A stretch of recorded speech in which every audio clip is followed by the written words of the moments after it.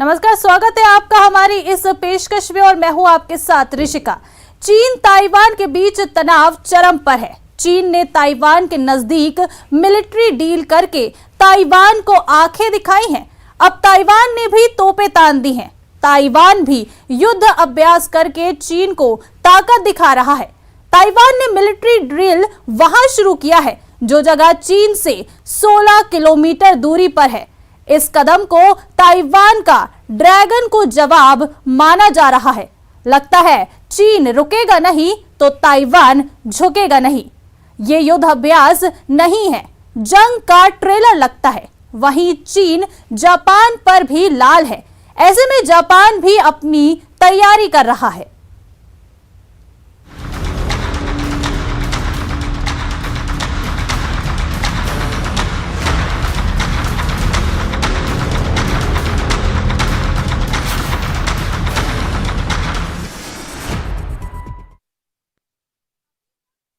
सेना ताइवान को युद्ध अभ्यास दिखाकर ताकत दिखा रही थी, लेकिन अब ताइवान भी युद्ध अभ्यास करके जवाब दे रहा है। ताइवान ने मिलिट्री ड्रिल शुरू किया है जो चीन को जवाब है। ये युद्ध अभ्यास ताइवान ने वहीं किया है जहां से चीन की दूरी मात्र 16 किलोमीटर है। अब ताइवान की तोप के गोले आग उगलकर अपनी ताकत दिखा रहे हैं। ऐसा लग रहा है कि ताइवान झुकने वाला नहीं है।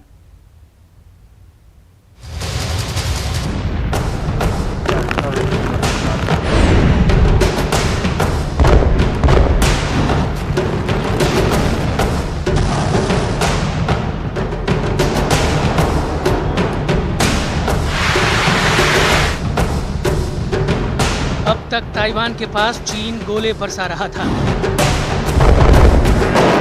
अब ताइवान के तोप गोले उगल रहे हैं। अब तक चीन की सेना मिसाइल ड्रिल कर समंदर में बारूद बरसा रही थी। अब ताइवान समंदर में बारूद की आग लगा रहा है।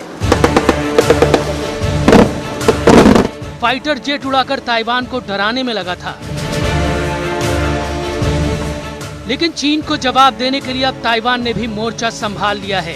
समंदर के तट पर ताइवान के तोप सज गए हैं। मिसाइलें तन गई हैं। फाइटर जेट हमले को तैयार हैं। यहां तक कि अमेरिका के भी स्पाई जेट चीन पर नजर रखने के लिए ताइवान का चक्कर लगा रहे हैं। चीन को मात देने के लिए ताइवान ने भी मिलिट्री ड्रिल शुरू कर दी है। ताइवान का यह युद्धाभ्यास एक तरह से चीन को जवाब है।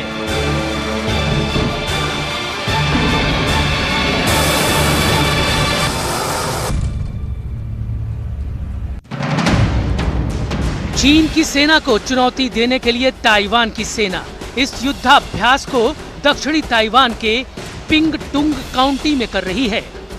ये ताइवान का वो हिस्सा है जहां से सिर्फ 16 किलोमीटर दूर चीन की सेना जमी हुई है, जहां घोषित मियाद पूरी हो जाने के बाद भी अपने पैर वापस नहीं लिए हैं। यानी फिलहाल सिर्फ 16 किलोमीटर की दूरी पर चीन और ताइवान की सेना आमने सामने डटी हुई है।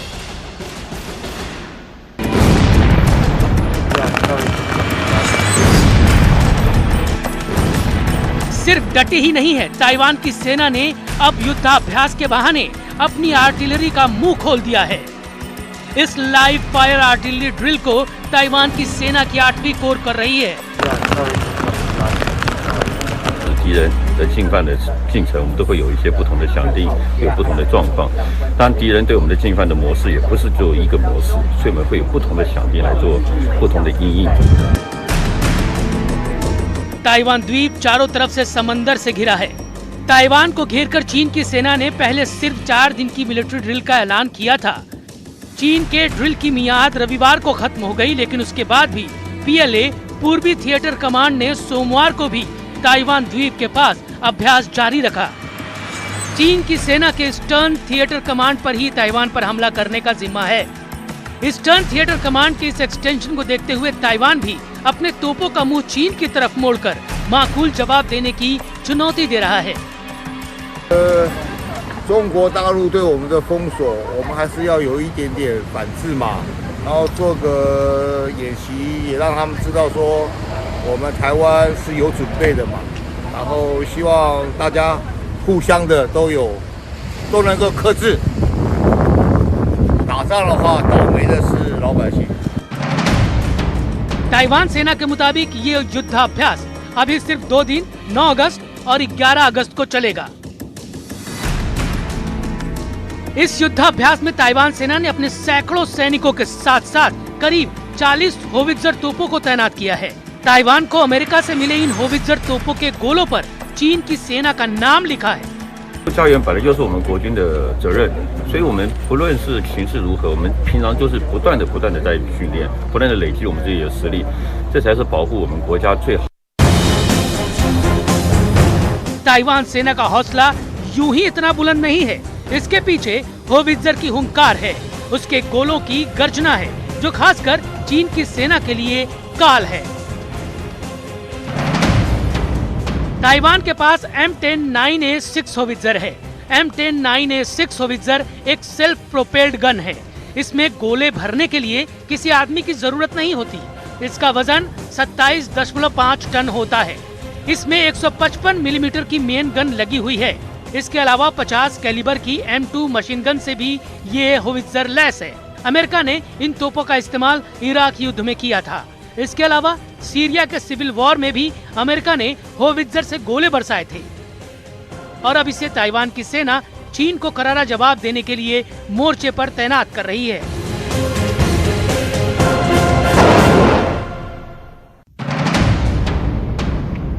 वहीं चीन ताइवान में बढ़ती तनातनी को देख अमेरिका भी अलर्ट हो गया है।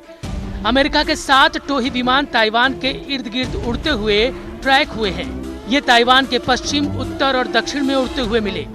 इन विमानों के जरिए अमेरिका चीन की एक हरकत पर नजर बनाए हुए है।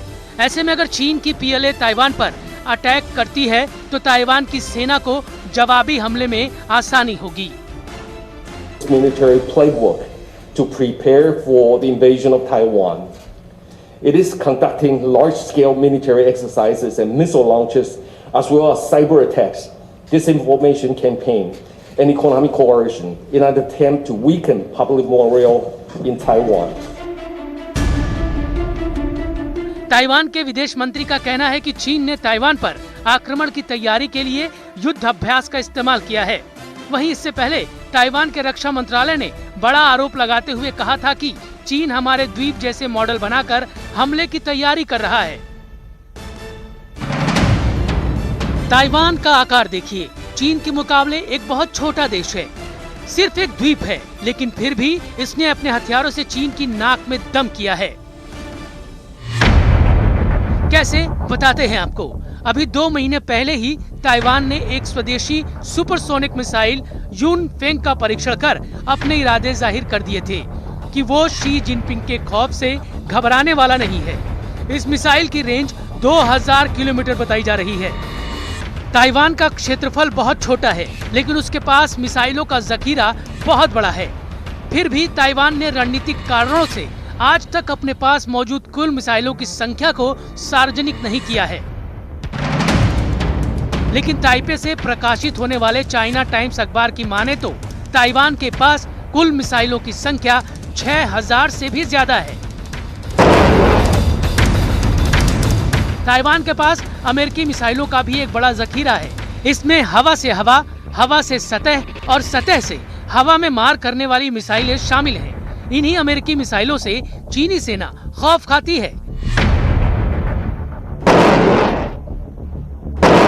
ताइवान के पास अमेरिका में बनी पैट्रियट एडवांस्ड कैपेबिलिटी मिसाइल है।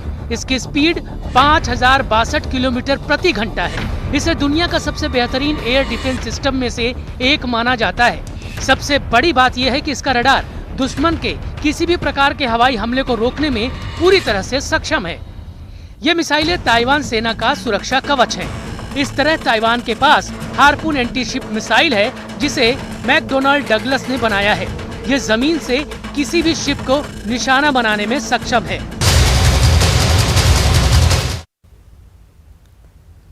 चीन का मिसाइल सिस्टम मजबूत है, ड्रैगन ताइवान को मिसाइलों से मात दे सकता है। ऐसे ताइवान के लिए जरूरी है कि उसका एयर डिफेंस सिस्टम मजबूत हो ताकि वो हवा में ही दुश्मन की मिसाइलों की खाक कर दे। ताइवान को अमेरिका से पैट्रियट मिसाइल सिस्टम मिला है जो हवा में दुश्मन की मिसाइल को नष्ट कर सकती है। चीन की हवाई जंगी ताकत के सामने ताइवान कहीं नहीं ठहरता है। ऐसे में अमेरिका से ताइवान के लिए नए हथियारों की मांग की जा रही है ताकि ताइवान चीन का डटकर मुकाबला कर सके।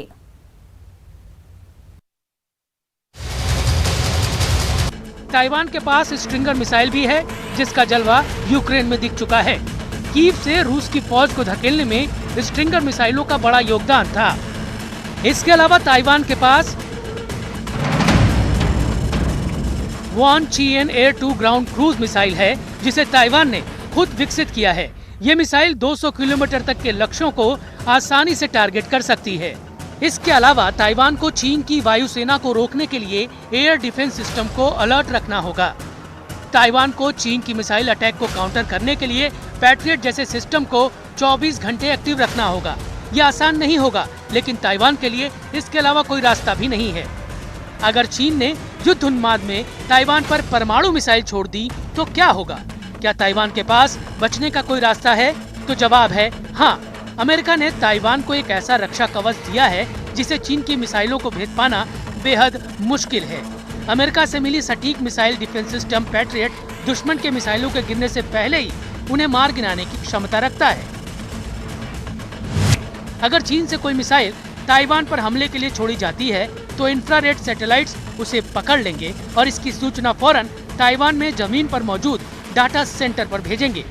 आनन फानन में ग्राउंड सेंटर के रडार से दुश्मन की मिसाइल की लोकेशन पता की जाएगी और फिर डिफेंस मिसाइल को छोड़कर दुश्मन की मिसाइल को हवा में ही तबाह कर दिया जाएगा। ताइवान छोटा देश जरूर है, लेकिन उसकी साइज के हिसाब से ताइवान की वायुसेना बहुत मजबूत है। लेकिन चीन की शक्तिशाली एयरफोर्स को रोकने के लिए उसके फाइटर जेट फिर भी कम पड़ जाएंगे। हाँ, ये जरूर है कि चीन के किसी भी हमले का जवाब ताइवान शुरुआत में मजबूती से दे सकता है। ऐसा कैसे है, उसका हिसाब किताब बहुत गौर से देखिएगा। ताइवान के पास अभी पहले से अमेरिका से खरीदे गए 140 F-16 फाइटर जेट हैं। यही जहाज ताइवान की हवाई ताकत का बैकबोन है। ये जहाज ताइवान ने 90 के दशक और उसके बाद खरीदे, जो कई मायनों में चीन के फाइटर से आधुनिक है। आज भी यही सबसे बड़ा फैक्टर है कि चीन के फाइटर पायलट ताइवान के इस लड़ाकू विमान से मुकाबला नहीं करना चाहेंगे। ताइवान के पास फ्रांस से खरीदे गए 60 मिराज 2000 फाइटर जेट भी हैं। मिराज 2000 बेहतरीन फाइटर है और मल्टी रोल होने के नाते ये न सिर्फ चाइनीज जेट्स का सामना कर सकता है, बल्कि चीन के जमीनी टारगेट पर हमला भी कर सकता है। ताइवान इन विमानों को भी स्पेशल मिशन एयरक्राफ्ट के तौर पर इस्तेमाल करना चाहेगा। ताइवान के पास अपना बनाया हुआ FCK चिंगको लड़ाकू विमान भी है। ऐसे उसके पास 130 फाइटर जेट हैं। FCK 3 साल पुराना जहाज है, लेकिन ये ताइवान का खुद का बनाया हुआ फाइटर जेट है। ये काफी हद तक F-16 से मिलता हुआ लड़ाकू विमान है, लेकिन इसमें लगे डबल इंजन इसे लंबे मिशन के लिए और कारगर बनाते हैं। इसके अलावा चीन के पास अमेरिका से बहुत पहले लिए गए 5 F-5 टाइगर जेट भी बचे हुए हैं, लेकिन मोटा मोटी यही ताइवान की ताकत है। देखा जाए तो ताइवान के पास करीब 325 फाइटर जेट हैं और ये उसके छोटे से साइज के हिसाब से बहुत बड़ी फोर्स कही जा सकती है। लेकिन क्या ये वायुसेना चीन के करीब 2000 फाइटर जेट वाली फोर्स का मुकाबला कर सकती है? ये चीन की फाइटर फ्लीट का छठा हिस्सा भी नहीं है।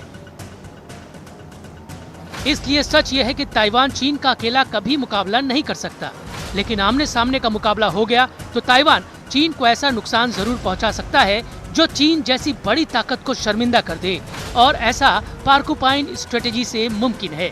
इस बात से चीन भी बहुत अच्छी तरह से वाकिफ है और बाइडेन भी इस बात को बहुत अच्छी तरह से जानते हैं कि ताइवान और चीन के बीच अगर किसी तरह की जंग हुई तो ताइवान की डिफेंस फोर्स चंद घंटे भी नहीं टिक पाएगी। यही वजह है कि अब अमेरिका में ताइवान को नए हथियार फौरन सप्लाई करने की मांग की जा रही है। इसमें सबसे बड़ा नाम है F-16 का, जो ताइवान के आसमान में चीन के खिलाफ बड़ा पहरा बैठा देंगे। दूसरा बड़ा नाम है M1A1 एम्बरम टैंक, जो एक डिफेंसिव मोर्चा तैयार करके चीन के बढ़ते हुए दस्तों को रोक सकता है। तीसरी है हॉवित्जर M109, जो किसी भी चाइनीज फोर्स के एडवांस को रोक सकती है। और चौथा है अपाचे अटैक हेलीकॉप्टर, जो चीन की लैंडिंग फोर्स को छुपकर निशाना बना सकते हैं। कुल मिलाकर अमेरिका की स्ट्रेटेजी ये है कि ताइवान को इतना ताकतवर बना दिया जाए या उसे ऐसे हथियार दे दिए जाएं जिससे वो चीन को रोक सके, शी जिनपिंग की फौज को लहूलुहान कर सके।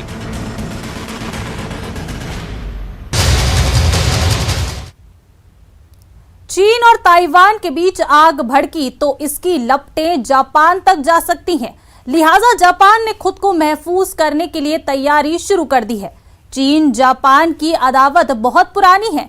चीन ताइवान के पास जो मिलिट्री ड्रिल कर रहा है उसकी लपटें जापान के पास तक पहुंच रही हैं। ताइवान से तनाव के चलते चीन जापान पर भी लाल है। चीन जापान से इसलिए भी चिढ़ा है क्योंकि वो ताइवान का समर्थन करता है और उसने भी अमेरिकी हाउस स्पीकर नैन्सी पेलोसी की मेजबानी की थी।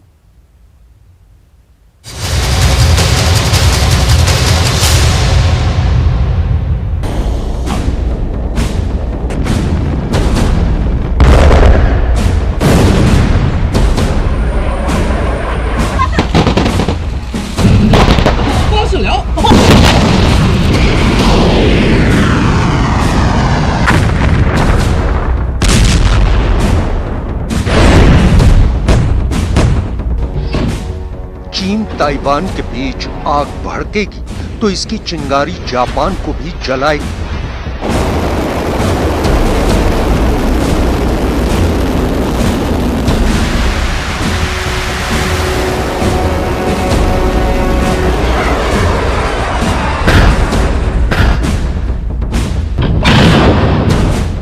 लिहाजा जापान तैयारी कर रहा है, हर वो साजो सामान इकट्ठा कर रहा है जो ड्रैगन के हमले की सूरत में जापान को महफूज रख सके।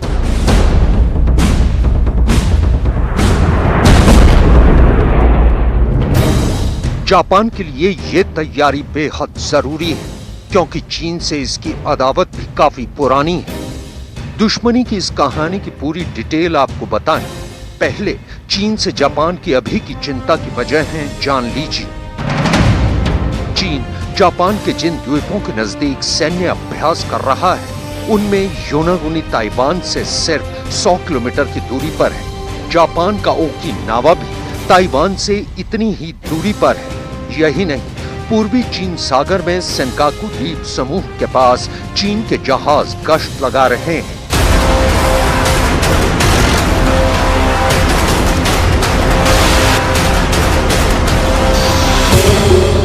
मतलब ताइवान को घेरकर चीन जो मिलिट्री ड्रिल कर रहा है उसकी लपटें जापान तक पहुंच रही हैं।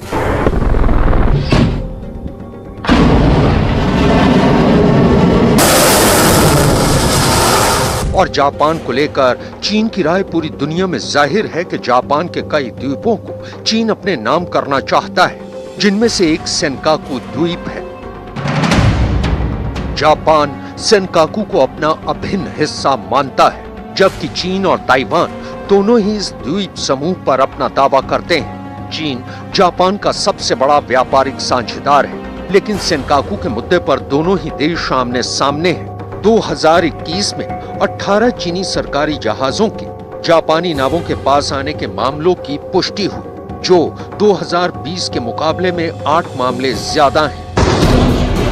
हाल ही में द्वीपों के आसपास के पानी में चीन की बढ़ती गतिविधियों के कारण जापान और चीन के बीच सेनकाकू द्वीप पर तनाव बढ़ा हुआ है।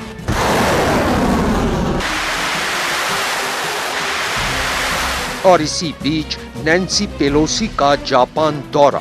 नैन्सी पेलोसी का जापान के पीएम फूमियो किशिदा ने गर्मजोशी से स्वागत किया था। यही नहीं, जापान की धरती से नैन्सी पेलोसी ने चीन को ललकारा और यहाँ तक कहा था कि अमेरिका उसे ताइवान को अलग थलग करने की इजाजत नहीं देगा। इसके बाद पहले से तिलमिलाए चीन की खिसियाहट बढ़ गई। और वो जापान पर भी हमलावर रुख दिखाने लगा है। ताइवान के पास चीन घनघोर युद्धाभ्यास कर रहा है।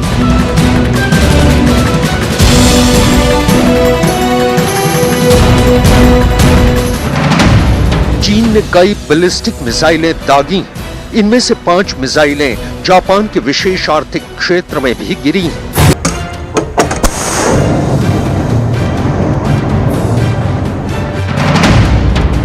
पहली, जापान ने ताइवान पर अमेरिका का समर्थन किया। दूसरा, ऑस्ट्रेलिया ने अमेरिका का समर्थन किया। तीसरा, क्वाड, जिसमें भारत भी शामिल है, ताइवान के मुद्दे पर चीन के खिलाफ है। मतलब चीन जापान को ताइवान पर हमले की सूरत में अपना शत्रु मानता है, क्योंकि जापान अमेरिका के साथ है। लिहाजा जापान के पास खुद को तैयार करने के अलावा कोई विकल्प नहीं बच जाता।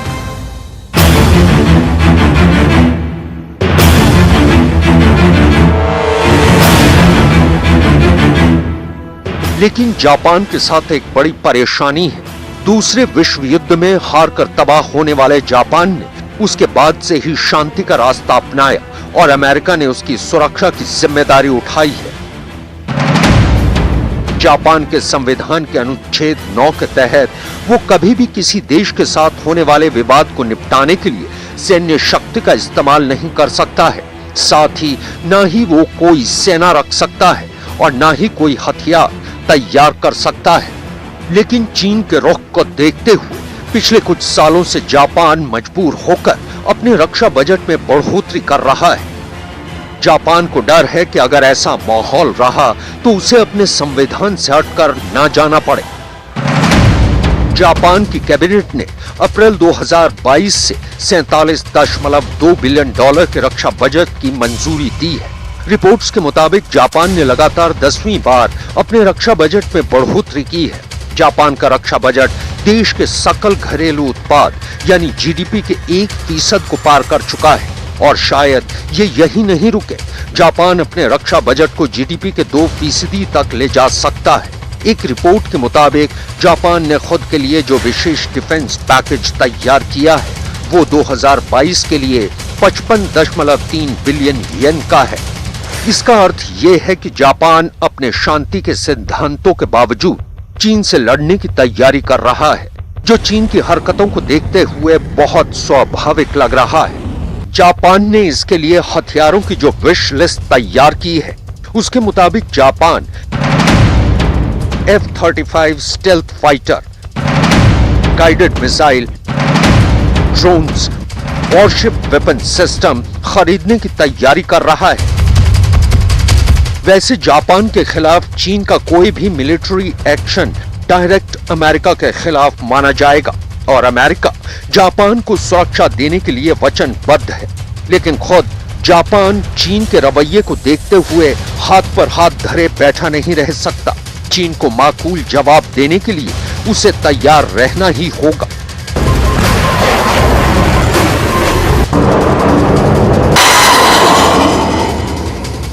चीन जापान के आसपास अपनी बॉम्बर वाली ये पावर इसलिए दिखा रहा है क्योंकि वो जापान को डराना चाहता है, अमेरिका को खबरदार करना चाहता है। यूक्रेन पर रूस के हमले और वहां हो रही बमबारी से जिनपिंग के हौसले आजकल काफी बुलंद हैं।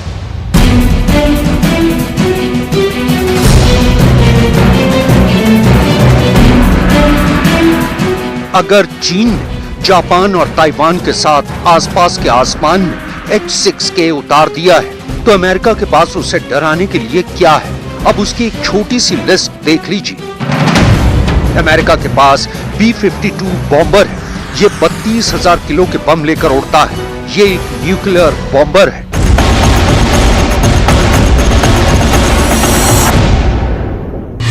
आठ इंजन की पावर से उड़ने वाला B-52 दुनिया का सबसे पुराना और सबसे खतरनाक बॉम्बर माना जाता है। 60 के दशक में अमेरिकी एयरफोर्स का हिस्सा बनने के बाद इसे लगातार आधुनिक बनाया गया और यही वजह है कि 60 साल बाद यह आज भी उड़ान भर रहा है।